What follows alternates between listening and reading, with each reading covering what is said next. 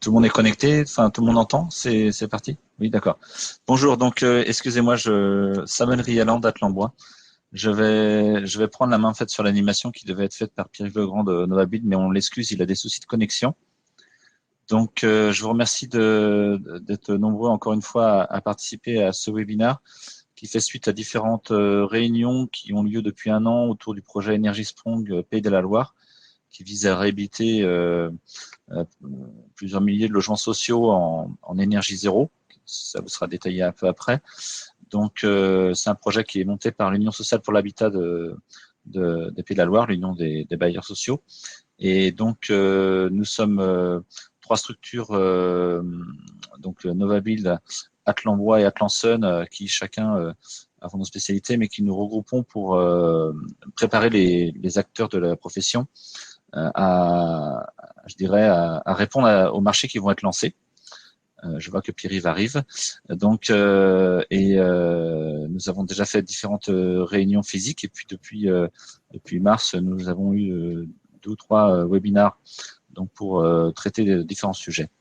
Donc, ce club Énergie Sprong est effectivement réhabilitation est ouvert aux adhérents de Novabit, Atlansun et Atlambois. Et voilà les thématiques que nous avons déjà traitées. Je vous laisse les découvrir. Et donc, nous allons attaquer sur la thématique de la production d'énergie renouvelable locale avec différents intervenants.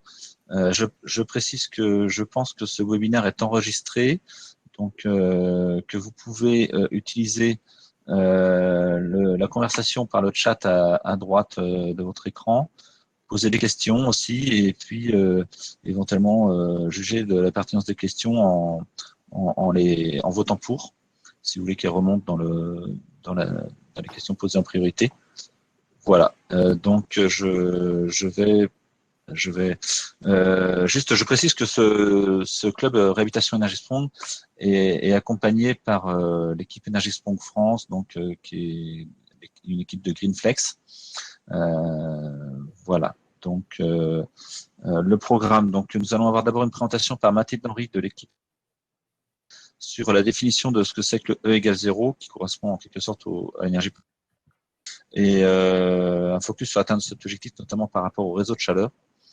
Nous aurons ensuite une présentation de différentes solutions énergie renouvelable locales qui peuvent correspondre à des projets énergie Sprong, notamment dans le logement social, avec d'abord une présentation par mon collègue Philippe Bessot d'Atlambois, qui est animateur pour énergie, une présentation de Simon Ducasse d'Atlansun, donc le cluster de l'énergie solaire, thermique et photovoltaïque, et puis une présentation de la filière biogaz par Younes Saini et Eric Leledi de GRDF. Et puis nous aurons ensuite un retour d'expérience de différents projets en Europe avec les solutions énergétiques qui ont été mises en place par Quentin Muret de l'équipe Énergie Sprong. Et puis ensuite nous aurons en fin de présentation possibilité de poser vos questions. Pierre-Yves, est-ce que tu sais te reprendre la main? Je vois que tu es en ligne. Est-ce que tu veux reprendre la main? J'ai fait l'introduction. On t'entend. Donc, si tu veux reprendre la main. Non, je préfère que tu continues parce que ce que je vois sur l'écran est très bizarre. Donc, je ne suis pas en mesure de… Ah, d'accord. Ça reste très, très instable. Merci, Samuel, de ce travail. Je t'en prie. Donc, bon, c'est parti. Donc, alors sur l'atteinte du E égale 0, effectivement, la priorité, c'est comme mon sens, c'est évidemment de d'abord, alors le E égale 0, c'est la consommation d'énergie réelle, tous usages, moins la production d'énergie. Et là, je crois que c'est Mathilde Henry qui devait s'exprimer. Ah, pardon. Oui, d'accord, je me disais que je n'avais pas compris que c'était moi qui devais faire ça. Mathilde, alors, à la base, c'était toi, Pierre-Yves, mais pas de souci, je peux prendre la main sans problème. D'accord. Vas-y, Mathilde. Ok. Donc, pour cette cible E égale 0, c'est-à-dire énergie égale 0 en kilowattheure par an, la définition pour l'équipe Énergie Sprong, c'est la consommation d'énergie réelle, tout usage, moins la production d'énergie renouvelable locale doit être inférieure ou égale à 0. Alors, cette consommation, elle doit être lissée sur l'année, donc ça veut dire qu'on doit atteindre ce E égale 0 chaque année pendant toute la durée de la garantie de performance, c'est-à-dire les 30 ans dont on vous parle depuis un petit moment. Cette cible, elle est par logement pour l'individuel et par bâtiment pour du collectif. Et quand on parle de tout usage, c'est-à-dire bien sûr le chauffage, l'eau chaude sanitaire, la ventilation, les auxiliaires et les usages spécifiques. Et cette cible E égale 0, elle doit être atteinte dans des conditions d'occupation réelles. C'est-à-dire qu'il n'est pas question de demander aux locataires de se chauffer à 19 degrés pour respecter ce E égale 0. Les conditions d'occupation réelles, elles seront remises dans le cahier des charges, mais c'est plutôt de l'ordre de 21 degrés, des douches qui ne durent pas que 3 minutes, voilà, des conditions plus correctes que ce qui existe dans les réglementations actuelles. Je vais bien la diapositive suivante. Donc, pour atteindre ce E égale 0, la première étape, c'est de réduire la consommation drastiquement, donc de réduire les besoins de chauffage. Dans le cahier des charges Energy Strong, on parle de 25 kWh thermiques par mètre carré CHAB par an, donc le niveau passif, qu'on peut atteindre avec une surisolation des toitures, des façades et des menuiseries, un traitement des ponts thermiques et un soin particulier sur l'étanchéité à l'air. Dans un deuxième temps, pour atteindre toujours ce E égale 0, le but, c'est de choisir des équipements techniques qui soient performants. Donc, les équipements de production d'eau chaude, les équipements de chauffage et de ventilation, une gestion du confort qui serait optimisée et un monitoring des consommations d'énergie pour s'assurer de l'atteinte de ce E égale 0. Et dans un troisième temps seulement, la production d'énergie renouvelable locale pour atteindre ce E égale 0. Donc, ça peut être de la production d'électricité, de la production de biogaz et d'autres dispositifs. On va vous détailler tout ça au cours de cette présentation.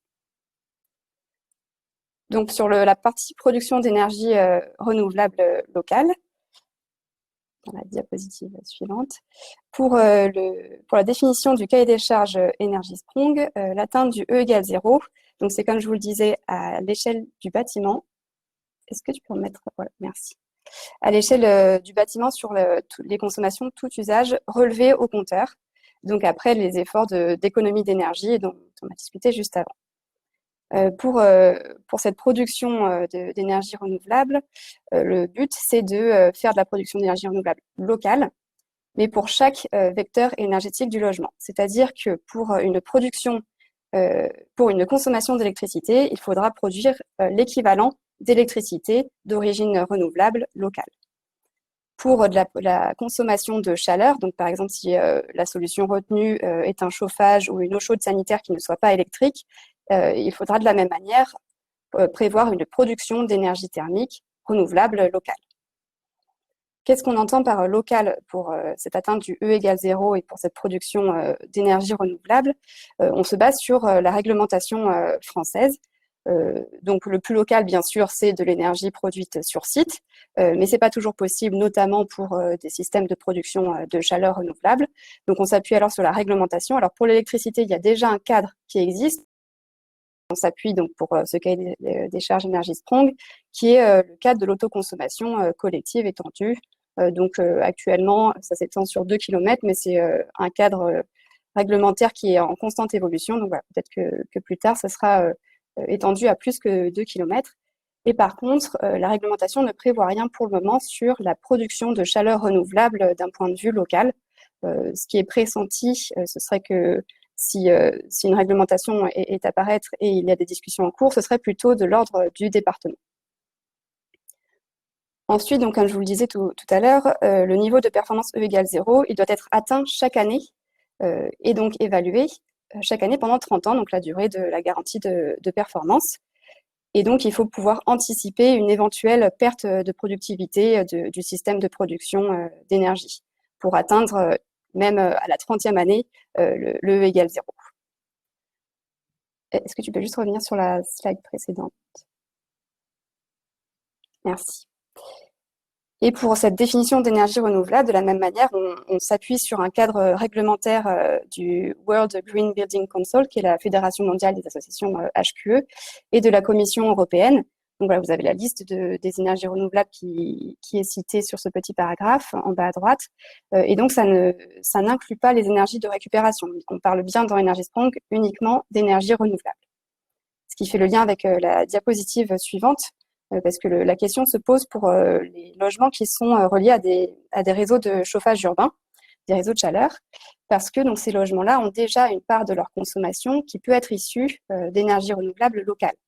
comme vous le voyez sur le graphique de droite, une majorité des réseaux de chaleur ont déjà une part d'énergie renouvelable et de récupération supérieure à 50%, dont la production est locale, puisque c'est souvent à une échelle plus faible que l'échelle du département dont je vous parlais juste avant. Sauf que parmi ces plus de 50% d'énergie renouvelable et de récupération, la première source d'énergie renouvelable et de récupération des réseaux de chaleur, c'est la valorisation des déchets, donc c'est le UVE, unité de valorisation énergétique, que vous voyez en orange sur le graphique de droite. Et donc ça, c'est une énergie de récupération et pas une énergie renouvelable. Donc ça ne compte pas pour l'atteinte du E égale 0 pour les réseaux de chaleur.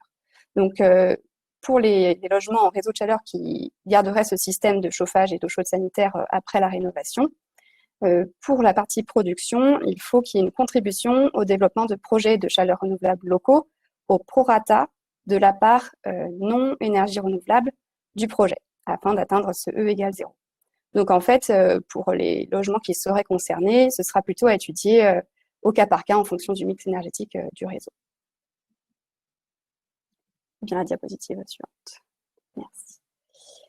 Donc là, je vous ai mis un exemple. Donc pour un logement qui serait en chauffage et en eau chaude sanitaire issu d'un réseau de chaleur après rénovation, pour produire la part d'électricité qui correspond à la consommation d'électricité du logement. Donc par exemple, si après rénovation, on a une quantité d'énergie consommée annuelle Q ELEC, qui viendrait par exemple du réseau électrique qui n'est pas issu de NR local, il faudra alors prévoir la production d'électricité renouvelable locale à hauteur de toujours cette quantité d'énergie Q ELEC. Donc ça peut être des solutions de photovoltaïque en toiture, en façade, en ombrière, des éoliennes ou toute autre solution de production d'électricité renouvelable locale. Et certaines solutions vont vous être présentées juste après. Pour la part de la consommation qui est issue du réseau de chaleur. Donc une quantité d'énergie QRCU. Si dans ce réseau de chaleur, il y a X% qui est issu d'énergie renouvelable, donc par exemple de la biomasse, du biogaz, de la géothermie, et non pas d'énergie de récupération, uniquement d'énergie renouvelable, dans ce cas, il faudra prévoir de la production de chaleur renouvelable locale à hauteur de QRCU fois 1 moins X%, c'est-à-dire la part de ce réseau de chaleur qui n'est pas issu d'énergie renouvelable. Donc, par exemple, on peut penser à participer au développement du réseau de chaleur et améliorer sa part d'énergie renouvelable s'il y a des travaux de rénovation qui sont prévus sur ce réseau-là, ou alors de la production locale de chaleur en dehors du réseau de chaleur, comme par exemple investir dans une unité de méthanisation ou d'autres solutions qui vont vous être présentées également plus tard lors de cette présentation. Merci. On va effectivement faire maintenant un panorama des différentes énergies renouvelables qui peuvent rentrer dans les projets Energy Strong, et on va commencer par le bois avec Philippe Bessot. Philippe est là? Oui, bonjour. Bonjour à tous. Je voulais mettre ma caméra, mais finalement, je vois que c'est un peu plus compliqué. Donc, 10 minutes, hein, Philippe. Donc voilà, je suis animateur ressources et bois énergie au sein d'Atlan-Bois. Donc Atlan-Bois, c'est l'interprofession de la filière forêt-bois des Pays de la Loire, que vous connaissez bien et que Samuel a présenté un petit peu tout à l'heure. Donc moi, je suis en charge pour accompagner les porteurs de projets de chaufferie-bois, des réseaux de chaleur dont on a évoqué un petit peu aussi tout à l'heure, et travailler sur la structuration de l'approvisionnement. Donc voilà, en fait, concrètement, on accompagne les porteurs de projets, que ce soit des entreprises ou des collectivités, dans leur montage de projets, que ce soit des projets individuels ou des projets collectifs. Et puis, en même temps, on accompagne les professionnels, que ce soit du bois bûche, du granulé, de la plaquette, pour garantir des produits de qualité et récoltés dans des conditions de gestion durable. Voilà. Donc, en fait, quand on parle de bois, il y a une multitude de possibilités. Là, je vous en ai évoqué 4 qui vont finalement principalement chauffage individuel, qui est le bois de chauffage, bois ou bûche densifié. Là, vous avez une alimentation manuelle. Donc, ce sont principalement des réseaux très locaux Il y a même encore beaucoup de bois qui est fait en autoconsommation, hein, notamment pour le bois bûche. Hein. Le bois bûche densifié, ça reste un sous-produit, c'est la valorisation des sous-produits des entreprises quand ils font du bois d'œuvre, quand ils font du sciage.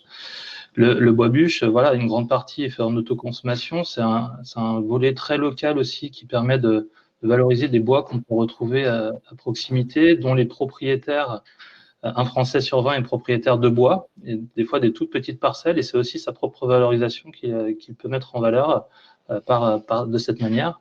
Et de la même façon que j'indique souvent, regardez par la fenêtre, vous verrez un arbre, c'est aussi cet arbre-là. On ne va pas le récolter spécifiquement pour faire du bois énergie, mais quand il portera un risque des fois pour la population où il peut tomber sur la route, ben finalement, il y a une valorisation qui est faite aussi de cet arbre-là.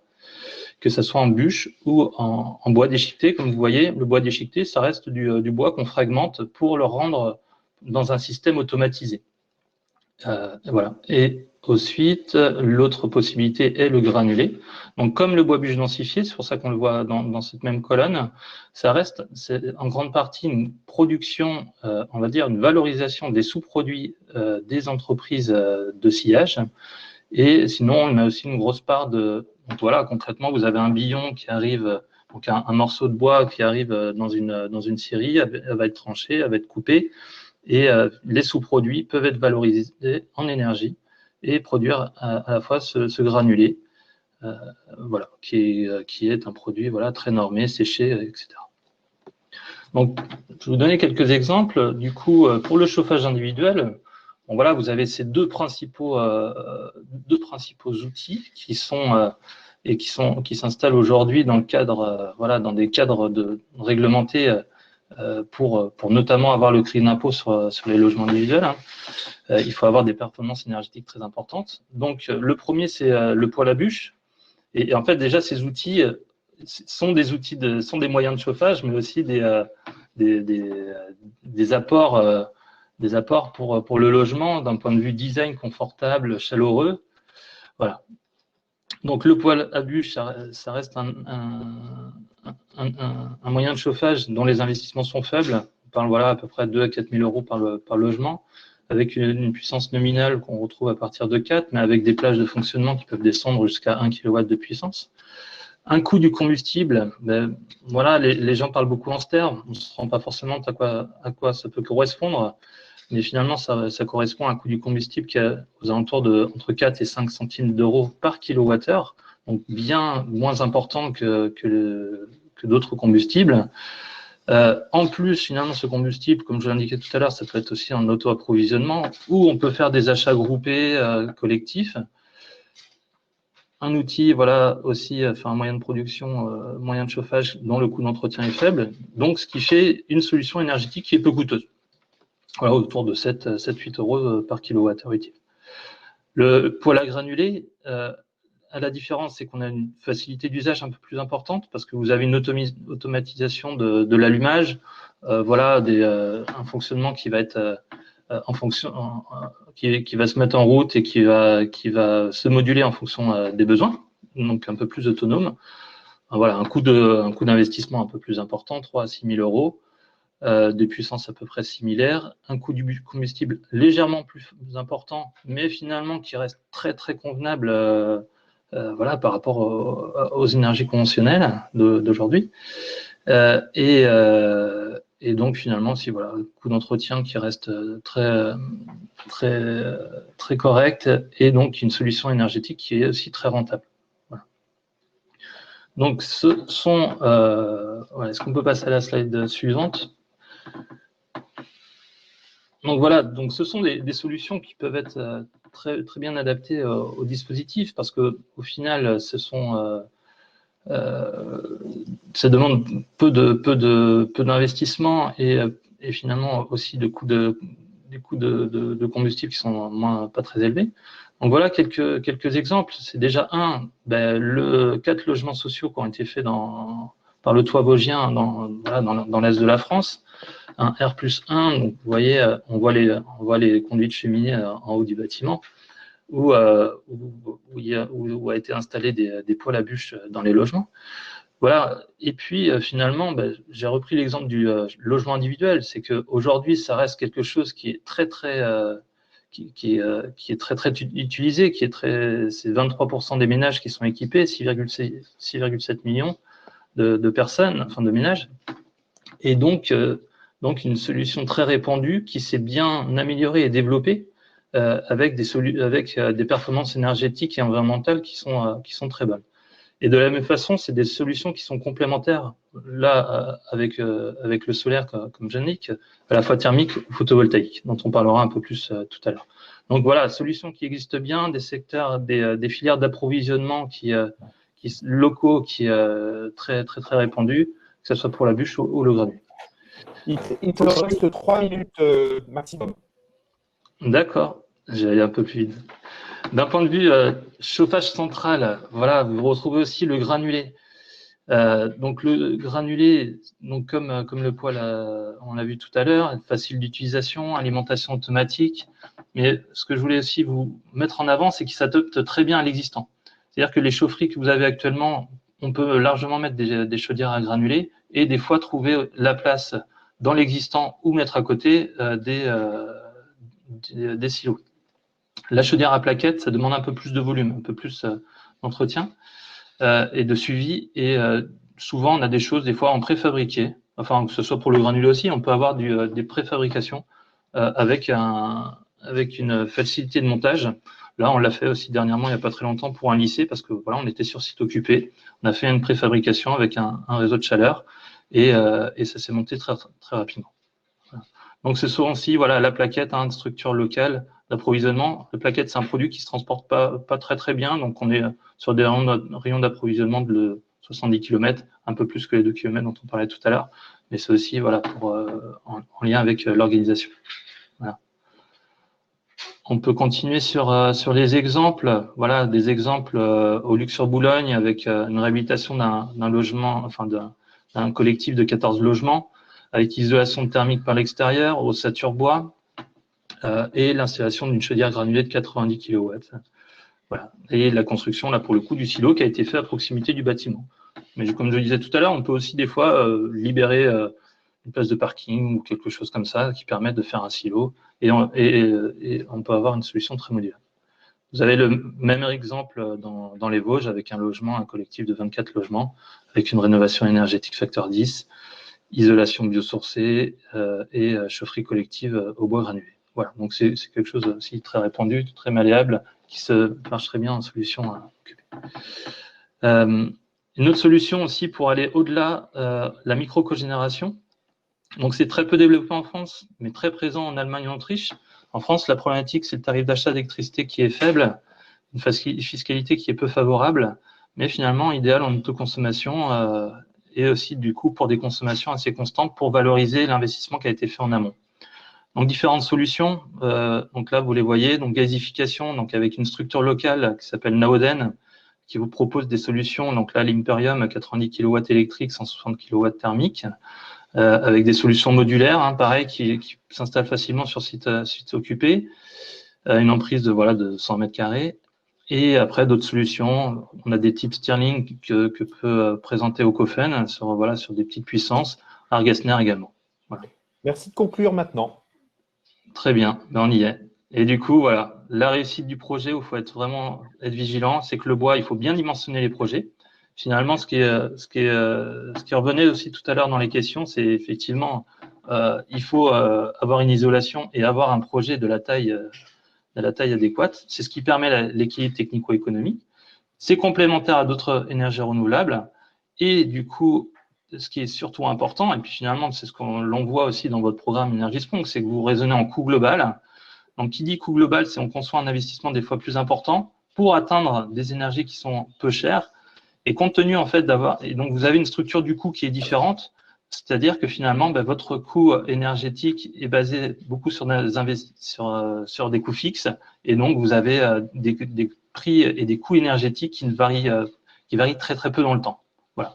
Et aujourd'hui, il y a des accompagnements gratuits faits par le réseau des ENR des Pays de la Loire, avec des études possibles aussi gratuites, enfin non, elles ne sont pas gratuites, pardon, c'est 80%, par l'ADEME, que ce soit en études ou en travaux. Donc, il ne faut pas hésiter à s'en servir. Voilà, Merci beaucoup, Philippe. Voilà, vous avez toutes les coordonnées là, vous aurez le PowerPoint à disposition et donc on peut rentrer en relation avec Atlan-Bois pour en savoir plus. Et donc, sans transition, comme ils disent à la télé, on va passer du bois au solaire. Et donc, Simon Ducasse est avec nous, délégué général d'Atlanson, et donc 10 minutes aussi pour nous présenter les possibilités en énergie solaire pour des projets Energy Sprong.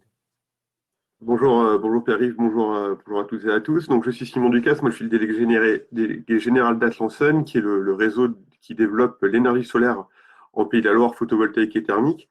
Et je vais vous balayer un peu toutes les opportunités solaires que le solaire peut apporter à Energy Sprong. On peut passer ça. Donc, pourquoi le solaire dans Energy Sprong? Il y a, comme l'a évoqué tout à l'heure Mathilde, il y a deux sujets. Hein. Il y a le zéro en électricité et en chaleur. Il ne faut pas oublier que le solaire a ces deux vecteurs énergétiques dans sa boîte à outils, hein, le photovoltaïque et le solaire thermique, qu'il ne faut surtout pas opposer, hein, qu'il faut utiliser à bon escient et combiner. Ce qu'il faut se rappeler, c'est ce que j'indique là, c'est qu'on va avoir forcément une concurrence sur les toits, en particulier pour les logements collectifs, où il y a le ratio superficie, toiture, superficie de logement est complexe. Le photovoltaïque, sous nos latitudes, produit 200 kWh par mètre carré par an. Le thermique, on produit plus de deux fois plus, 450. Donc, il faut bien avoir ça en tête et utiliser ces deux technologies au service des deux usages. Diapositive suivante. La question qu'on peut se poser, c'est comment on peut valoriser. Il y a différents modes qui seront à voir et à intégrer en fonction des contraintes d'usage et économiques.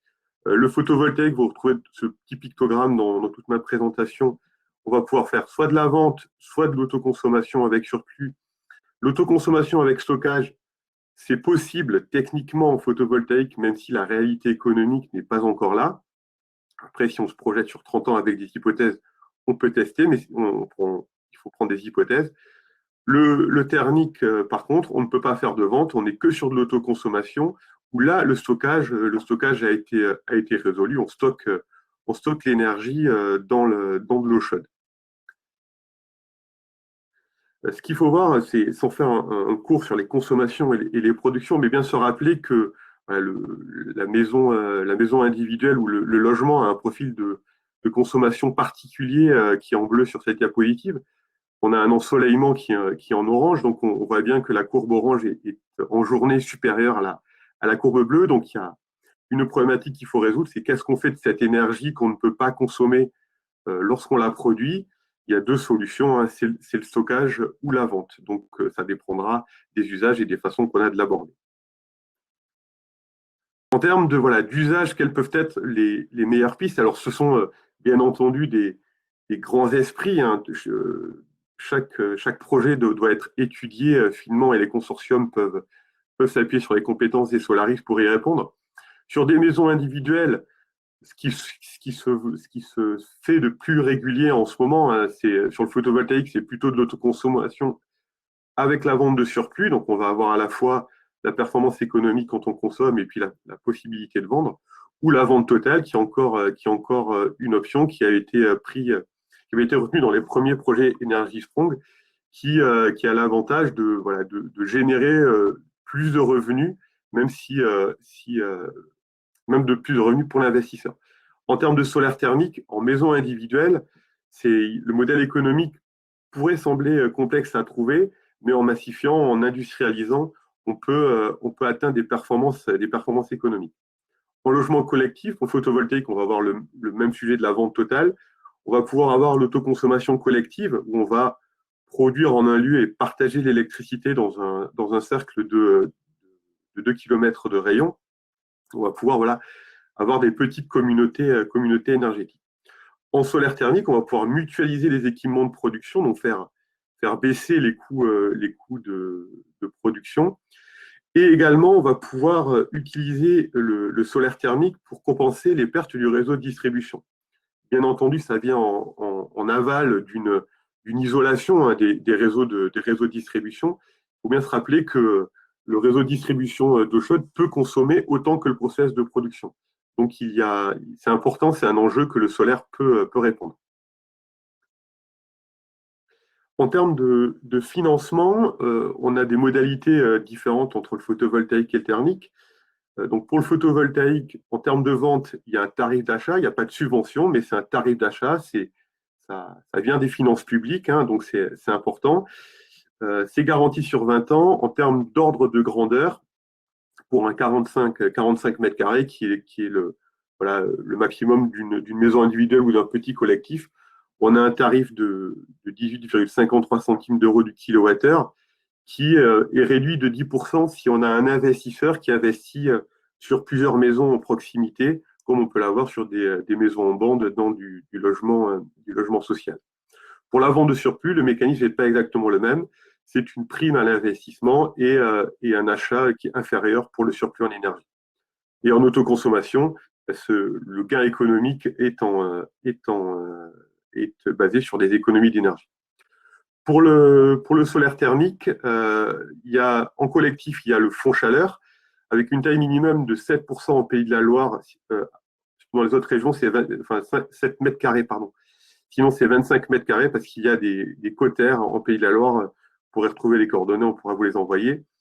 Avec 3 niveaux d'aide, des aides aux études, des aides à l'investissement qui peuvent aller entre 25 et 40%, et des aides à la maîtrise d'ouvrage. Et voilà. Et le modèle économique, c'est de l'autoconsommation, c'est de la gestion d'énergie. Ce qui est important, on l'a évoqué tout à l'heure, c'est d'avoir des projets qui durent 30 ans. Le solaire, c'est une technologie robuste, photovoltaïque et solaire thermique. Les produits durent 30 ans et largement plus de 30 ans pour le solaire thermique. Par contre, il faut avoir une qualité à la fois dans la conception et dans la mise en œuvre des installations. Donc, il faut bien veiller à avoir de la certification des entreprises et les certifications des produits. Il y a en ce moment une liste verte qui a été publiée par l'AQC pour le photovoltaïque. Donc, vous pouvez retrouver des produits qui sont certifiés, qui sont garantis produits de qualité et qui peut être produits en France si on le souhaite. Pour le thermique, il y a une démarche encore plus structurée que dans le photovoltaïque au niveau national pour les projets collectifs qui s'appelle Socol. Vous pourrez trouver des informations sur Internet. Et en région Pays de la Loire et Bretagne, Atlansen est le relais de Socol, donc n'hésitez pas à nous solliciter sur ces sujets-là. Je vais faire maintenant un petit balayage très rapide de quelques solutions qui peuvent contribuer à des projets Energy Strong. C'est la partie émergée de l'iceberg. Il y a bien d'autres produits, mais produits et solutions, je vais en balayer quelques-unes. En termes de produits, on a des photovoltaïques hybrides qui va permettre de produire de l'électricité et produire de l'air chaud pour compléter le chauffage. Les produits Systovi qui sont fabriqués à Carquefou, qui ont été retenus dans le cadre du concours innovation. On a aussi des produits innovants dans le solaire thermique, des systèmes solaires combinés. On va pouvoir combiner la production d'eau chaude sanitaire traditionnelle du solaire thermique et du chauffage. C'est des produits qui sont, alors c'est pas d'innovation, ça ne vient pas d'arriver sur le marché, c'est peu développé en France, mais très développé en Allemagne. Voilà. En termes d'autres innovations de produits, on a des produits qui veillent à l'intégration architecturale. Ça fait partie des critères Energy Strong. En résumé, Energy Strong, il faut que ça soit beau. Même si tous les produits solaires sont beaux, il y en a qui sont encore mieux intégrés que d'autres dans les toitures. Et en particulier dans les zones ABF ou des zones spécifiques, on peut avoir des solutions qui s'intègrent complètement aux toitures. Donc, l'exemple d'Ediliance ou de Pupa Pizarra pour du solaire thermique sous ardoise. En termes de solutions innovantes, on a aussi il y a de l'innovation dans le financement. On a historiquement du tiers investissement sur le photovoltaïque, c'est-à-dire que ce n'est pas le consommateur qui va investir. Donc, on reporte le risque d'investissement sur un investisseur professionnel et non pas sur le consommateur. Il y a des solutions qui existent aujourd'hui pour avoir de la location longue durée pour du solaire thermique. Donc, on va pouvoir produire, c'est pas le consommateur qui va investir, c'est une société qui s'appelle Eclore qui produit ça. Historiquement, c'était pour les gros systèmes industriels et maintenant, c'est possible pour les logements collectifs. Enfin, une dernière solution, c'est une solution autour des raccordements. Historiquement, dans la partie gauche de l'écran, on avait deux compteurs en vente, hein, ou un compteur de production et un compteur de consommation. Et il y avait l'acheteur obligé qui finançait sur ce compteur-là. Il y a une nouvelle solution qui s'appelle le raccordement indirect, où au lieu de raccorder l'installation de production photovoltaïque directement au réseau de distribution, on le raccorde dans le logement, et là dans la maison individuelle ou dans le bailleur.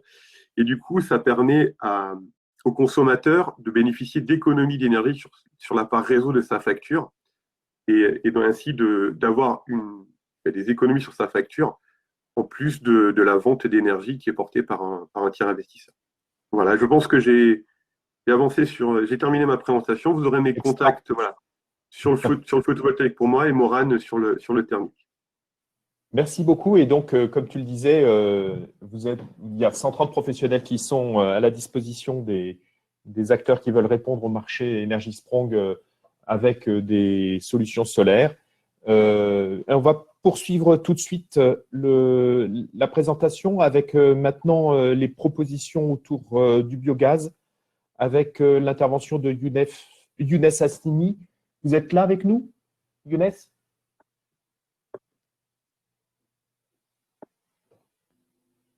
J'entends pas.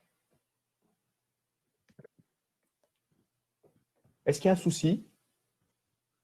Est-ce que quelqu'un peut… Ah Allô, voilà, il est en train d'arriver. est-ce que vous m'entendez? On vous entend très bien. Ok. Donc, Alors, 20 minutes maximum. ben oui, on va tenter de tenir le délai. Alors, Merci beaucoup. bonjour à tous. Donc, c'est GRDF. Alors, je m'appelle Younes Sani, je suis responsable d'efficacité énergétique dans la branche technique de GRDF qu'on appelle CJBAT. On va faire aujourd'hui la présentation à deux, donc avec mon collègue Eric Leledi, à qui je vais passer la parole tout de suite. On va juste faire une petite manipulation pour qu'il puisse, parce qu'il a quelques difficultés techniques, et donc si ça ne marche pas, je prendrai la main. Bonjour à tous, Eric Leledi, j'espère que vous m'entendez bien. Effectivement, je passe par le microphone de Younes. La présentation, effectivement, en deux étapes. D'abord, pourquoi parler biométhane ce matin dans un club Energy Sprong, et après, Younes dira comment il pourrait s'insérer dans la cible égale 0. Voilà, donc, slide suivante, s'il te plaît, Younes. Le biométhane, c'est une ENR. C'est bien une ENR, hein. J'entendais parler tout à l'heure de biogaz. On ne s'arrête pas au biogaz. Le biogaz est créé par des matières organiques qui méthanisent, mais effectivement, il est composé de CH4 et de CO2. Il faut également l'épurer pour qu'il devienne à 95% du méthane et pouvoir être injecté dans nos réseaux avec les mêmes caractéristiques et les mêmes usages. La loi de transition énergétique va pousser progressivement à la fin des énergies fossiles. Le gaz naturel distribué aujourd'hui est une énergie fossile. Le biométhane est en train petit à petit de prendre le relais et ça va assez vite. Voilà, suivante. Donc, il s'agit bien d'une ENR. Hein. Pourquoi? Parce qu'on est sur un cycle court. La combustion du biométhane, le bilan émission capture au niveau de la combustion est bien neutre. Après, on a bien une analyse de cycle de vie, tout comme le bois, parce qu'il faut en l'occurrence, fabriquer ce biométhane. Donc, on a des effets induits, des effets évités. Sur les stations d'épuration, stations de traitement des eaux usées, l'impact ACV est très très faible. On est à 17 grammes de CO2 par kilowattheure. C'est inférieur à ce qu'on peut trouver aujourd'hui en bois. Et sur un mix global station biométhane, en prenant la partie agricole, la partie industrielle et stations d'épuration, on est plutôt autour de 44 grammes, ce qui est complètement comparable à la CV du bois.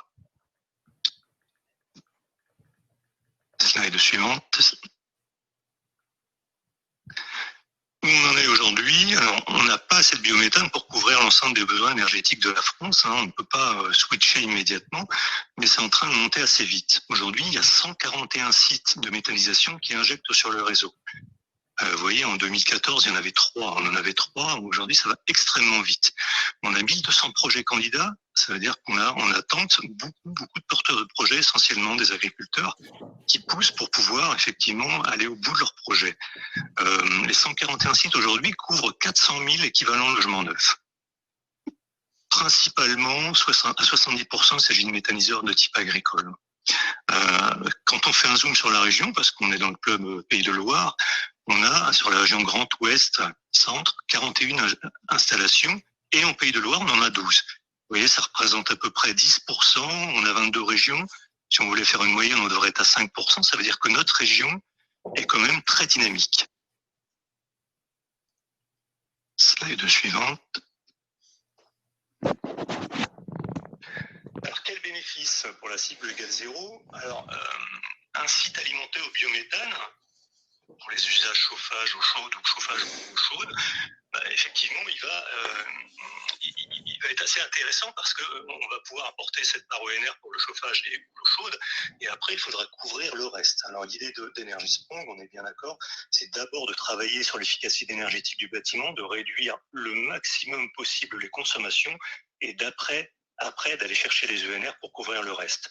Dans certains cas, les toitures permettent pas de couvrir le besoin électrique avec du photovoltaïque. Si le chauffage et l'eau chaude sanitaire sont faits avec du biométhane, ça fait une part beaucoup moins importante à couvrir avec le photovoltaïque, et donc ça veut dire qu'on pourrait aller effectivement plus facilement vers du E égale 0. C'est l'opportunité qu'on y voit. Alors, on a des modes de fléchage qui sont en cours d'écriture parce que je vous l'ai dit, la production actuelle ne peut pas couvrir 100% des besoins actuels. C'est une ENR locale stockable à grande échelle, sans avoir besoin de la stocker au plus près du consommateur, c'est un intérêt. Et les réseaux gaz aujourd'hui représentent une capacité extraordinaire de stockage. Les réseaux gaz plus les capacités de stockage souterraine de Storage, on est sur un équivalent de 3 milliards de Zoé, si on voulait faire un parallèle. C'est une ENR qui n'est pas intermittente, qui ne dépend pas et de l'ensoleillement ni du vent, donc c'est effectivement intéressant à ce niveau-là. Et puis on va vers une économie circulaire très organisée en développement. Il faut savoir qu'en 2025, chacun de nous devra trier ses déchets, ses biodéchets, pour qu'ils soient valorisés. Donc on aura, même le consommateur final participera à l'économie circulaire. Juste un petit mot, le son est de moins en moins bon.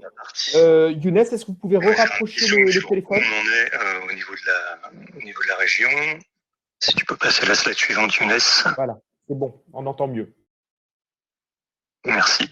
La dynamique régionale, donc je vous l'ai dit, sur la région de Pays de Loire, on a 12 sites en injection actuellement, on a 63 projets candidats. Ça va assez vite. Au niveau de la temporalité de l'actualité qui nous concerne, l'actualité Energy Sprong, effectivement, en 2020, aujourd'hui, on a 1,3% de biométhane dans nos réseaux. C'est pas assez pour tout le monde, c'est pas assez pour l'ensemble des projets. 2023, on aura fait un gros gap, on sera à 8,3%. Ce ne sera pas encore suffisant pour couvrir tout le monde, mais vous voyez, on parlait de 30 ans pour les projets Energy Sprong. Dans 30 ans, on sera à plus de 50%. De biométhane dans nos réseaux. Mais ce qui nous concerne aujourd'hui, effectivement, très rapidement, c'est 2020-2023. On n'a pas assez de biométhane pour tout le monde. Ça veut dire qu'il faut le flécher. C'est-à-dire qu'il faut effectivement flécher le biométhane créé dans une unité de méthanisation vers les projets. Et c'est tout le sujet que va aborder Younes immédiatement. Bien. Slide suivante, s'il vous plaît. Allô? Oui. Est-ce qu'on peut passer à la slide suivante? Est-ce que Mathieu peut passer à la slide suivante? Voilà. Ok.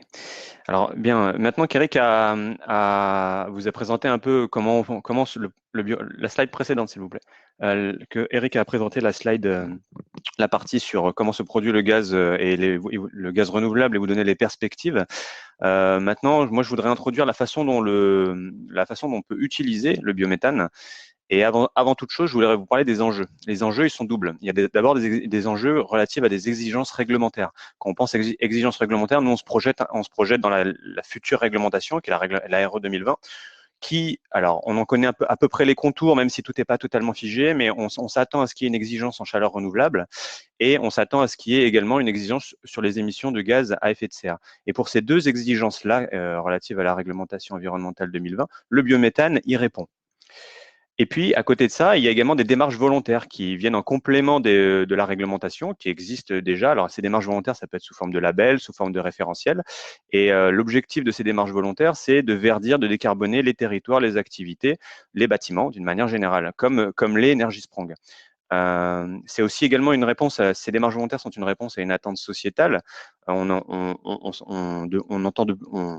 Les maîtres d'ouvrage, les consommateurs eux-mêmes sont de plus en plus dans dans la demande de réduire les consommations d'énergie fossile, de réduire les besoins énergétiques, et puis finalement de rapprocher les lieux de production et les lieux de consommation. C'est vrai pour la partie alimentaire, c'est vrai aussi pour la partie énergétique. On le voit, ça a été encore plus prégnant là pendant les quelques mois qu'on a passé dernièrement de confinement, où finalement ce besoin de revenir à quelque chose d'assez local était assez fort.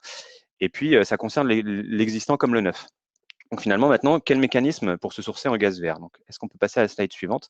Avant de vous expliquer comment on fait comment on pourrait faire pour se sourcer en gaz vert, par exemple, dans une démarche type Energy Sprong, je tenais à vous présenter cette slide qui est le fonctionnement aujourd'hui des garanties d'origine. Comme l'a expliqué Eric, on a d'ores et déjà du gaz vert sur le réseau de gaz. Et on ne peut pas, il n'a pas été envisagé ni envisageable de créer un second réseau dédié à faire véhiculer un second réseau de gaz dédié à faire véhiculer le gaz vert. C'est la même molécule que le gaz naturel classique, donc ça partage les mêmes tuyaux. Et donc pour qu'un consommateur final puisse se sourcer en gaz vert, eh bien on utilise ce qu'on appelle le principe des garanties d'origine. Ce principe, je vais vous le décrire très rapidement. On a un producteur, donc qui est tout en bas de la slide, un producteur qui décide de créer une unité de méthanisation, qui va donc faire appel qui a donc besoin de finances. Donc ces finances peuvent être des finances propres, mais aussi des finances externes de la part d'investisseurs. Ce producteur va donc, une fois qu'il a eu tout son financement, il va contractualiser avec un fournisseur de gaz vert qui va lui payer pendant une durée déterminée de 15 ans, selon un prix déterminé qui est cadré par l'État, qui s'appelle le tarif d'achat, le gaz vert produit. Ce fournisseur va donc donner de l'argent à ce producteur pour acheter sa production de biométhane, et il va l'acheter plus cher que ne coûte le gaz traditionnel. Et donc, pour compenser cet écart, il existe ce qu'on appelle un fonds de compensation qui est alimenté notamment par le TURP, mais pas que, et qui concerne l'ensemble qui a vocation à financer l'ensemble des énergies renouvelables, dont le biométhane. Donc, ce fournisseur gaz vert va recevoir une part d'argent de ce fonds de compensation. Et à chaque mégawattheure de biométhane qui est produit, le fournisseur de gaz, il y a une garantie d'origine qui va être produite dans le registre des garanties d'origine. Ce registre, c'est en fait un livre comptable qui compte ce qui rentre, en clair, ce qui est produit et ce qui est consommé. Et c'est ce qui va permettre à des consommateurs finaux d'aller voir des fournisseurs de gaz vert en disant « Moi, je veux un contrat de fourniture gaz vert ». Ce contrat de fourniture gaz vert lui assure que chaque kilowattheure de gaz qu'il produit, qui va consommer, pardon, ce consommateur, est d'origine verte. Maintenant qu'on a posé les bases de cela, on peut passer à la suite, où là, on va plutôt passer sur des mécanismes à l'étude. Donc, maintenant, deux types de mécanismes que je souhaite aborder avec vous pour flécher le biométhane. Tout d'abord, il y a ce qu'on appelle des mécanismes de financement de la production. Alors, normalement, il y a peut-être une animation, si on peut appuyer une fois. Le financement de la production, ça consiste finalement à aller injecter de l'argent pour financer la production de biométhane, donc pour financer des nouveaux sites de méthanisation. Donc ça, c'est cette partie financement de la production. C'est possible directement via le producteur en complément ou en remplacement des investisseurs, ou bien à la place ou en complément du fonds de compensation, comme la slide l'indique. Ça, c'est le premier mécanisme possible pour financer la production et donc pour flécher les garanties d'origine biométhane. Donc, est-ce qu'on peut appuyer encore une fois? Voilà, merci. Donc, ça, c'est le mécanisme. Derrière, il y a plusieurs schémas qui sont envisageables. Je ne vais pas tous vous les lister, ils sont affichés ici. Néanmoins, je voulais entrer dans le détail dans un qui est l'exemple d'une unité du financement via une plateforme de financement participatif, ce qu'on appelle plus communément le crowdfunding. Est-ce qu'on peut passer à la slide suivante, s'il vous plaît? Donc, un exemple de ce mécanisme, c'est le crowdfunding. Le principe du crowdfunding, vous le connaissez probablement tous, c'est un certain nombre de contributeurs qui s'associent. Donc, ça peut être des personnes morales, des personnes physiques, des particuliers, des entreprises sociaux. Bon, c'est assez large. Tous ces contributeurs s'associent au travers d'une plateforme de financement participatif pour venir abonder au financement d'un producteur pour la création d'une unité de méthanisation. Généralement, sur ce type de plateforme de financement participatif, le retour qui est attendu est un retour financier. Dans le cas précis de l'unité de méthanisation, on imagine que ce retour peut ne pas être que financier, mais également un retour sous forme de garantie d'origine. C'est-à-dire qu'à partir du moment où vous avez financé la production, vous pouvez récupérer une partie proportionnelle à votre financement de garantie d'origine. Ça, c'est un premier mécanisme qui est possible, qui est à l'étude, comme c'est bien indiqué sur la slide, mais qui est possible. Le deuxième type de mécanisme, si on peut passer à la slide suivante, s'il vous plaît, Le deuxième type de mécanisme, ça va arriver. Merci. Le deuxième type de mécanisme, on peut appuyer encore une fois, s'il vous plaît. Le deuxième type de mécanisme, donc, c'est non pas financer la production, mais acheter, venir capter directement les garanties d'origine biométhane. Et donc ça, c'est possible via deux façons. La première façon, qui est la classique et qui pour le coup n'est pas neuve, c'est d'aller directement voir le fournisseur de gaz vert. Concrètement, qu'est-ce que ça veut dire? Ça veut dire souscrire un contrat de fourniture gaz vert. Ça, c'est quelque chose d'assez classique. La deuxième possibilité, qui est plus nouvelle, celle-ci, c'est d'aller se sourcer en garantie d'origine directement dans le registre des garanties d'origine biométhane. Et c'est celle-ci que je voudrais aborder maintenant rapidement. Si on peut passer à la slide suivante, s'il vous plaît. Merci. Donc, se sourcer directement dans le registre des garanties d'origine, c'est un exemple de mécanisme qui s'appelle le compte acheteur non fournisseur. Le compte acheteur non fournisseur, c'est la possibilité pour une personne morale, indépendamment de son fournisseur de gaz, de se sourcer en garantie d'origine en tant qu'acheteur non fournisseur directement dans le registre des garanties d'origine. Comment ça se passe concrètement? On a un fournisseur de gaz qui peut ne pas proposer de garantie d'origine gaz vert. À côté de ça, on a une personne morale qui peut être par exemple un bailleur social qui va venir se constituer acheteur non fournisseur pour acheter les garanties d'origine directement dans le registre des garanties d'origine pour verdir la consommation de gaz de ses locataires. Donc ça, c'est possible. C'est un mécanisme qui est à l'étude, qui est tout nouveau, ou qui mériterait d'être expérimenté et éprouvé, mais c'est quelque chose qu'on envisage aujourd'hui. J'espère que ça a été clair. Je pense que j'arrive au bout de ma présentation pour laisser le temps aux questions. Et j'espère avoir tenu nous espérons avoir tenu le timing qui nous est excellent, vous êtes en dessous du timing. Formidable, voilà. À deux, bravo. Et c'était très clair. Donc, effectivement, on va revenir sur les questions. Vous avez vu que nos intervenants répondent par écrit, mais on prendra un petit peu de temps pour faire une série de questions-réponses aussi par oral. Et puis, on va maintenant faire un petit retour d'expérience à l'échelle européenne. Comme vous le savez, le projet Energy Sprong est un projet qui est d'envergure européenne. Et ça peut être intéressant de voir ce que nos collègues dans d'autres pays ont fait, puisqu'ils ont aussi un peu d'antériorité sur nous. Donc, Quentin Muret, chef de projet conseil chez Greenflex, va nous faire voyager pendant 10 minutes. À vous la parole. Bonjour à tous, merci Pierre-Yves pour la passation. Merci aussi à toutes les présentations qui étaient riches juste avant, et j'imagine que vous avez beaucoup de questions, donc on prendra le temps nécessaire d'y répondre à l'issue de ma présentation. Du coup, l'idée aujourd'hui, c'est de vous donner un petit peu de visibilité sur les solutions qui ont été aujourd'hui déployées par nos partenaires européens. Avant de vous les détailler, ce qui est important de retenir, c'est que à l'échelle des différents pays, il y a un cadre réglementaire qui est relativement différent. Les solutions et les ambitions d'un point de vue énergétique peuvent être vraiment différentes, ce qui va en fait vraiment modifier justement les stratégies d'un point de vue production ENR à l'échelle locale. Donc, il est vraiment important d'avoir bien ça en tête. Ce que vous voyez à l'écran, en fait, c'est la représentation de 3 pays membres de la démarche Energy Sprong, avec à la gauche les options plutôt relatives justement aux Pays-Bas, qui est le pays initiateur de la démarche qui nous est chère Energy Sprong. Les Pays-Bas ont fait le choix de s'orienter sur vraiment la production électrique essentiellement. Ils ont déjà mis des projets, livré un certain nombre de projets à l'échelle nationale. Ce sont les plus avancés aujourd'hui. Et les solutions qu'ils ont déployées sont soit à la fois des panneaux photovoltaïques, aussi bien en toiture mais qu'en façade selon les différentes expositions, mais aussi l'éolien pour un cas très précis à Utrecht, une ville aux Pays-Bas, qui a intégré une micro-éolienne sur son toit. Pourquoi cela a été choisi? C'est que d'une part, le bâtiment bénéficiait d'une très forte exposition au vent, et de plus comportait un nombre d'étages relativement important, donc avec un besoin de production électrique beaucoup plus important. je ne sais pas si vous le voyez bien, si vous êtes en plein écran, mais sur la petite image qu'on retrouve à gauche, justement, c'est un prototype qui est proposé par un intégrateur qui nous vient des Pays-Bas, qui s'appelle Renolution et qui se déploie aussi en Allemagne et qui proposait justement l'intégration, la surréalisation des panneaux photovoltaïques avec justement en dessous des micro-éoliennes qui vont permettre justement de maximiser la production d'ENR à l'échelle du bâtiment.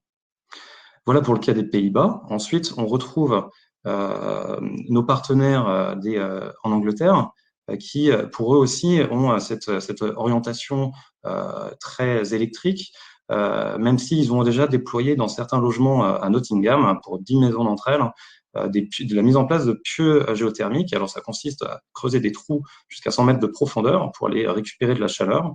En moyenne, il faut creuser à peu près 2 trous par maison, ça peut aller jusqu'à 4. Ces trous peuvent aller jusqu'à 5000 livres pour se faire, mais bénéficier d'un rendement qui est quand même assez important. Donc, voilà la raison pour laquelle ils vont souhaiter le mettre en place pour certaines maisons individuelles. Donc, c'est un sujet qui est aussi intéressant à creuser, quand bien même je pense que il est nécessaire d'effectuer de nombreuses études pour savoir la faisabilité aussi de cette option. Et puis enfin, dans un dernier temps, nos collègues allemands qui sont plus récents sur la démarche Energiesprong, ils sont à un premier pilote livré et eux aussi prennent le pli de s'orienter sur des solutions électriques. Aujourd'hui, pour atteindre le égale 0, ils s'équipent à la fois de panneaux photovoltaïques, mais aussi de pompes à chaleur. Mais ce qui est intéressant de noter, c'est que ils ont développé un système d'autoconsommation partielle de l'énergie produite. 30 à 40% de l'énergie produite par les panneaux photovoltaïques est consommée directement sur site et le reste est redistribué sur le réseau et vendu. Alors, pourquoi ils ont fait ce choix-là? C'est aussi ce qu'il faut prendre aussi en compte, c'est le coût du kilowattheure aussi en Allemagne. Vous le retrouvez, les tarifs de l'énergie pour nos 4 pays juste en dessous. On voit que l'Allemagne a un coût d'achat de l'énergie qui est presque le double comparé à celui de la France. Lorsqu'ils achètent pour 31 centimes le kilowattheure, ils ne peuvent en revendre que 11 centimes d'euros sur le réseau. Donc, c'est la raison pour laquelle il est beaucoup plus intéressant à leur échelle de se sourcer directement depuis les panneaux photovoltaïques. Et encore une fois, ces démarches-là sont vraiment très liées en fait au contexte réglementaire du pays. Et j'insiste bien sur le fait qu'aucun de ces modèles n'est 100% transposable sur notre pays et il n'en tient qu'à nous aujourd'hui de développer notre propre modèle en France.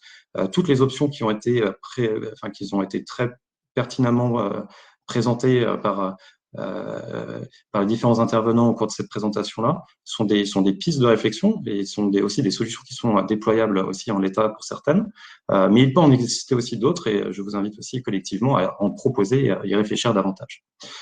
Voilà, c'est tout pour ma partie. Pierre-Yves, je te rends la main pour la conclusion et pour passer à la partie questions.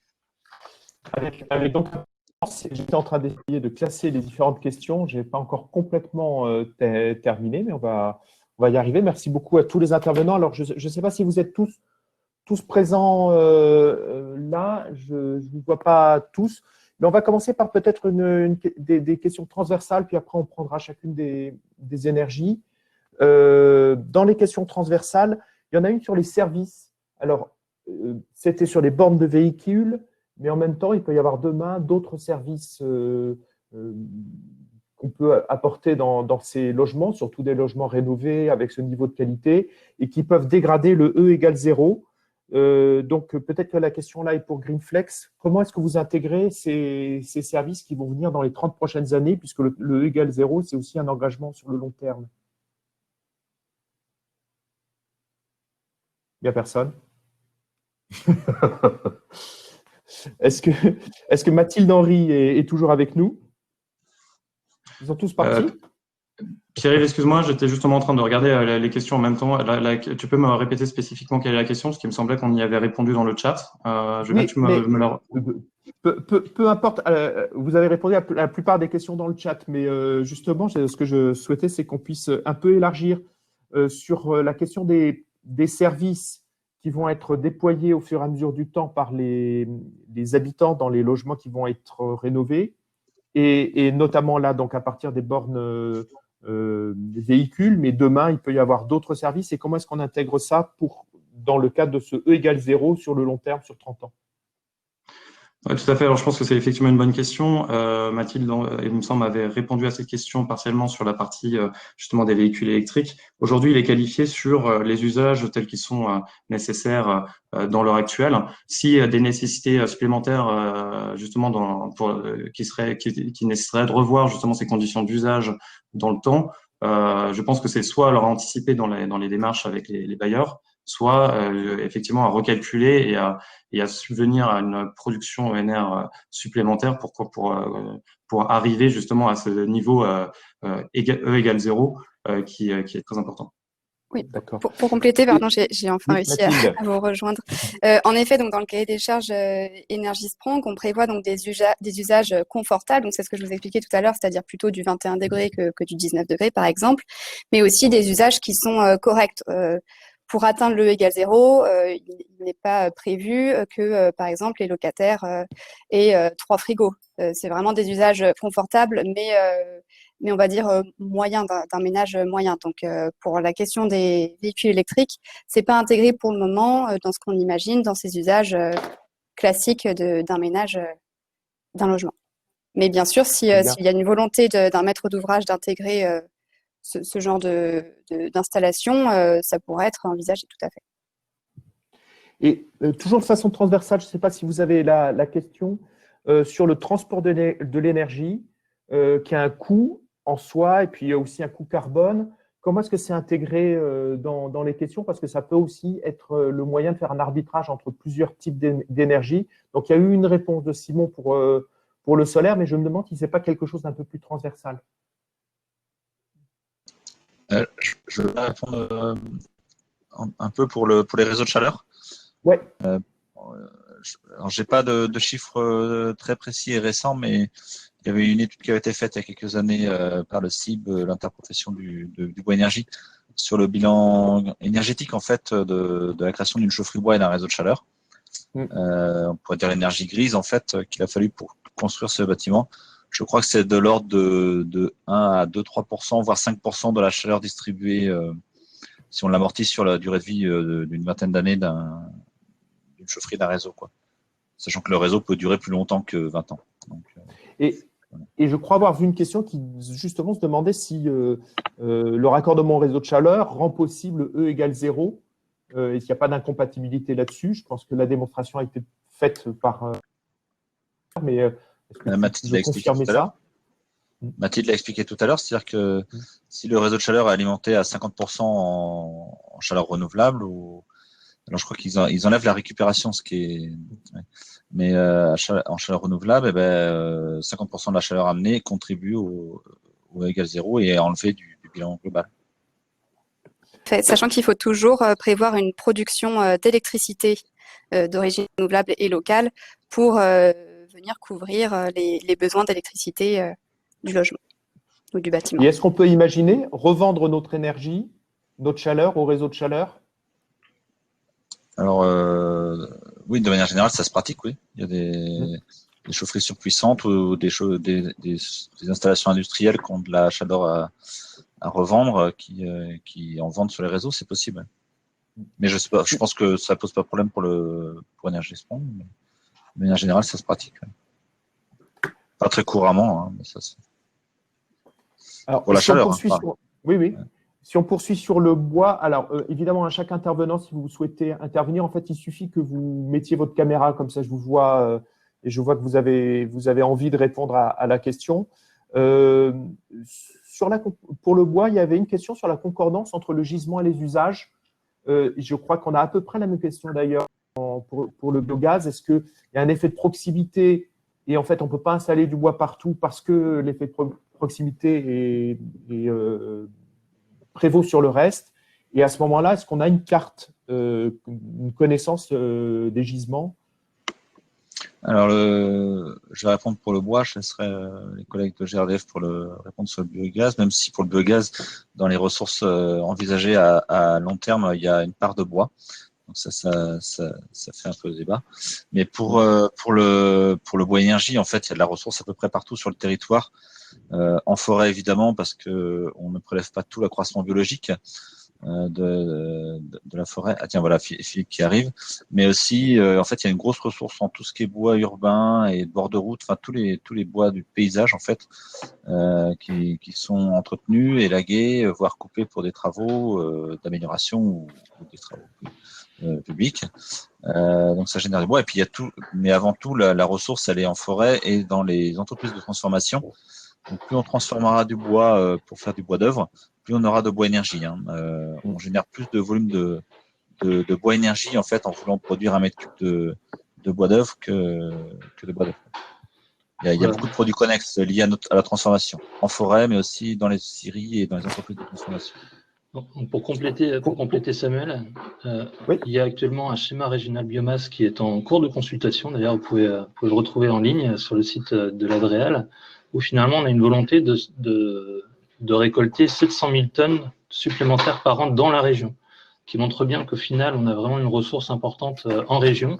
Et effectivement, dans des endroits où on n'a pas de forêt, on va avoir du bocage.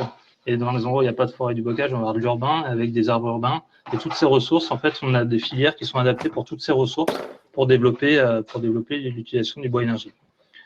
Et puis, de la même façon que Samuel avait répondu dans le chat, aujourd'hui, les perspectives sont d'avoir même des baisses de consommation sur certains secteurs parce que finalement, la performance énergétique des bâtiments et des appareils font que finalement, au global, on n'a pas forcément d'augmentation de consommation. Et puisque vous avez la parole pour le bois, je donnerai en complément aux collègues de GRT et Gaz la réponse pour les gisements sur Coq Biogaz. Une question sur le bois, c'était pourquoi est-ce qu'on ne valorise pas l'énergie qui a été produite pour la récupérer et la remettre dans le réseau? Non, mais c'était j'ai répondu tout à l'heure. En fait, s'il y a de l'énergie, en fait, en général, quand on fait du bois énergie, la production correspond à la consommation. C'est-à-dire qu'il y a une régulation et si pardon. Oui, c'est bon là. Ah bon. Non, je disais, il peut y avoir des cas où on a des chaufferies surpuissantes qui vont permettre d'alimenter un réseau de chaleur, mais il y a pas beaucoup de pertes en fait dans une chaufferie bois quand elle fonctionne correctement et qu'elle alimente des bâtiments. Donc, je comprends pas très bien la raison. C'est plutôt je pense que la question c'était plutôt, il y avait des questions sur la récupération. Pourquoi la chaleur de récupération, par exemple de la vapeur perdue dans une industrie, n'est pas comptée pour énergie strong? Elle est comptée pour les réseaux de chaleur, c'est-à-dire que la loi qui dit qu'il y a des avantages fiscaux sur la TVA, notamment pour les réseaux de chaleur, ça comprend la part de chaleur issue de récupération. Alors, est-ce que cette question de la ressource pour biogaz a du sens ou le réseau est suffisant et permet de transférer d'un point à un autre? Est-ce qu'ils sont là, nos amis de GRT Gaz? Non. C'est un peu compliqué. Alors, il faut que je le dis au public. Nous avons la possibilité de mettre 6 personnes sur ce qu'ils appellent sur scène. Et donc, on est en train de jongler continuellement pour que des personnes viennent et repartent, et ce qui limite en fait les échanges entre les différents intervenants quand on en a beaucoup. Donc, c'est pour ça que vous voyez varier les intervenants en bas de votre tableau. Alors, moi, je ne sais plus trop avec qui. En plus, je ne vois pas le nom des intervenants, je vois des initiales. Mais Younes est avec nous. Est-ce que vous voulez répondre, Younes? On n'entend pas. Alors, si Greenflex veut bien revenir sur scène, parce que j'ai encore 2 questions transversales qui seraient peut-être à la main. Mais plus ça va, moins il y a de monde sur scène. Voilà. Jonas est effectivement là aussi, mais son micro est coupé, donc on va peut-être passer sur les Greenflex. Il y avait une question sur les infrastructures numériques dont on n'a pas parlé depuis tout à l'heure. Et plus on a d'énergie renouvelable, plus on a d'intermittence et plus le copilotage de l'énergie par un système numérique semble être important. Est-ce que ça, vous avez vu ça apparaître dans d'autres projets européens? Et est-ce que c'est une dimension qu'il faut vraiment travailler si on veut répondre aux appels d'offres qui sont en cours? Greenflex?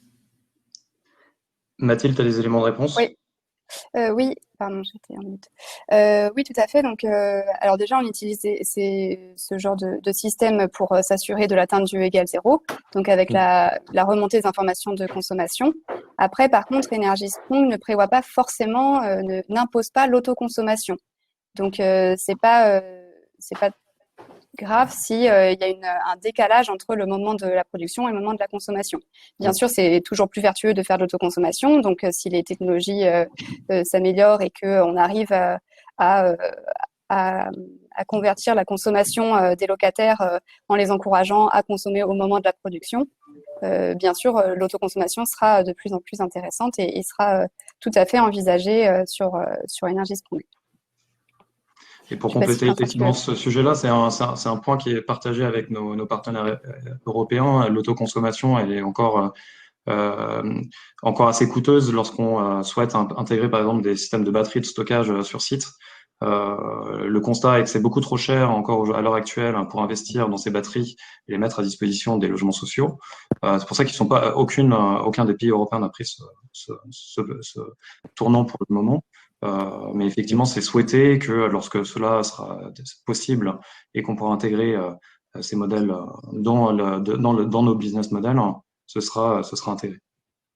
Pierre, si tu me permets d'apporter un élément de contribution, ce qu'il faut voir, c'est que dans l'aspect réseau, tout le numérique, en fait, il y a le tarif d'utilisation du réseau public d'électricité, le TURP, qui reflète tous les coûts de production qui sont générés par le réseau. Donc, quand vous avez de la production ou de la consommation d'énergie, vous payez une part du réseau, donc c'est environ 30% de votre facture. Et les coûts numériques de gestion des ENR, ils sont là-dedans. Ils sont pas cachés, hein, mais il faut comprendre le mécanisme. Et du coup, en fait, vous les payez et ils seront intégrés dans le coût de fonctionnement des systèmes de production. Alors, le TURP, c'est pour l'électricité uniquement, hein, mais vous les financez, donc ils sont en fait intégrés au dispositif quand vous produisez de l'énergie. Très bien. Et puisque tu as la parole, on peut poursuivre un petit peu sur le solaire et différentes questions. Est-ce qu'il y a une différence entre les aides pour le collectif et la maison individuelle? Je crois que tu y as répondu, mais autant bien remettre les choses à plat. Alors, pour le solaire thermique, il y a une aide entre l'individuel et le collectif. Donc, pour l'individuel, ce sont des crédits d'impôt enfin, c'est en cours d'évolution, tu maîtrises ça mieux que moi, Pierre, mais avec les nouveaux systèmes de primes à l'achat, qui n'est pas forcément adapté à EnergySprong parce qu'il faut que c'est l'investisseur qui est accompagné, donc c'est le propriétaire. Par contre, dans le collectif, il y a le fonds chaleur, qui est un outil d'aide, comme je disais, aux études, aux investissements et à la maîtrise d'ouvrage, à l'accompagnement à la maîtrise d'ouvrage. Pour le photovoltaïque, les tarifs d'achat sont liés à la taille des installations, pas du tout à l'usage. Donc, que vous mettiez 45 mètres carrés sur une maison individuelle, sur une usine, sur une école ou sur un logement collectif, vous avez le même mécanisme d'accompagnement, donc le même montant. Donc, il n'y a pas l'usage ne change pas. C'est la taille qui compte. Une question un peu pointue. Moi, je ne suis pas sûr d'avoir bien compris l'interférence entre les deux sur la pompe à chaleur qui amènerait à limiter la surface en panneaux. Si toi, tu as compris, mais alors, attends, la liaison entre les deux, c'était plutôt au début des questions. Je ne vais pas sortir mon joker, mais je suis en train de chercher la question. Oui. J'aurais dû la noter de près. Donc, attends, c'est bon, j'ai trouvé. Si tu as une autre question, je regarde et puis je te reprends. Pendant que tu regardes la variation de prix de revente, est-ce que c'est handicapant? Donc, l'autre question qui va venir après, si tu veux, ce sera sur la variation des prix de revente. Alors, il n'y a pas de variation des prix de revente en France. En fait, c'est vraiment une garantie d'État. C'est-à-dire que le prix de revente est indépendant du marché. Donc, quand vous produisez 1 kWh, le 15 août, le 15 octobre ou le 15 janvier, l'acheteur obligé vous l'achète au même prix. Et après, lui, il va être compensé par l'État sur la différence entre ce coût fixe pour lui et les coûts variables de marché. Mais ça, c'est pas c'est notre affaire collectivement, mais c'est pas l'affaire du projet. Après, pour la question de Ludovic sur les PAC, la PAC est considérée comme une énergie renouvelable. Donc, si on considère dans l'énergie Prong, mais je laisserai peut-être Greenflex rebondir dessus, si on met une PAC, forcément, on va baisser notre consommation, donc on va avoir besoin de moins produire. Et Jean-Yves l'a évoqué aussi, c'est-à-dire que la production de NR, c'est pas la première étape, c'est l'étape qui vient après la baisse des consommations. Donc c'est vrai que si on rajoute une PAC, qu'on peut baisser l'énergie à produire, on va avoir moins de panneaux à intégrer. Oui, pour compléter, c'est vraiment exactement ça. En fait, une pompe à chaleur, ça va permettre de réduire les besoins. Ça permet aussi d'atteindre plus facilement le E égale 0. C'est pas forcément considéré comme une énergie renouvelable, mais plutôt comme une solution pour moins consommer. L'efficacité. Voilà, exactement. Et donc voilà, il faudra toujours prévoir la production d'électricité renouvelable pour couvrir cette consommation d'électricité de la pompe à chaleur. Et c'est une solution qui a été observée sur plusieurs démonstrateurs en France. Donc c'est vraiment une des solutions en tout cas qui est envisageable pour l'atteinte du E égale 0 pour Énergie Sprong. On s'approche de la fin, Mathilde. Une question plus globale. Là, on a mis le paquet sur les énergies renouvelables dans cet atelier. Il y a d'autres énergies qui existent aussi. Est-ce que il faut, pour les porteurs de projets, ceux qui vont répondre aux appels d'offres, est-ce que ça sous-entend qu'il vaut mieux répondre aux appels d'offres en embarquant des énergies renouvelables, ou est-ce que cette question-là, elle est indifférente au bout du compte et que l'important, c'est quand même de viser le E égale 0? Quelle est la position au bout du compte Alors, c'est bien ce qu'on disait tout à l'heure, et j'ai vu que Simon avait aussi insisté dessus dans une des réponses. C'est bien le premier objectif, c'est de réduire la consommation le plus possible pour réduire la facture énergétique des locataires. Donc, c'est vraiment la première étape. Et ensuite, comme dans Énergie Sprong, il y a cette cible E égale 0 qui fait partie du cahier des charges et qui n'est pas supprimable, garantie pendant 30 ans. Évidemment, il faut également prévoir de la production d'énergie renouvelable locale. Donc, on vous a présenté plusieurs solutions.